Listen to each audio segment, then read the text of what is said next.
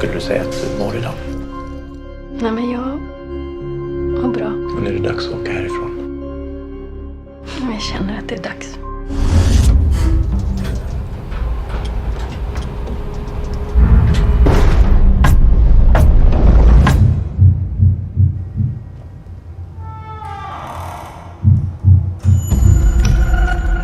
Undrar om det är du som knackar.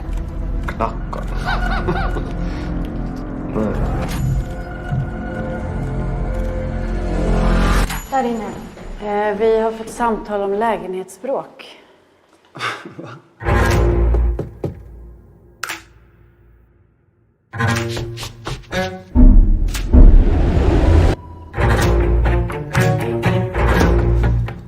Vad kan jag hjälpa dig med?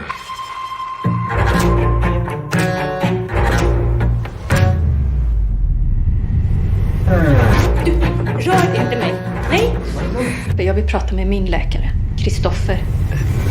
Det arbetar ingen Kristoffer. Hallå?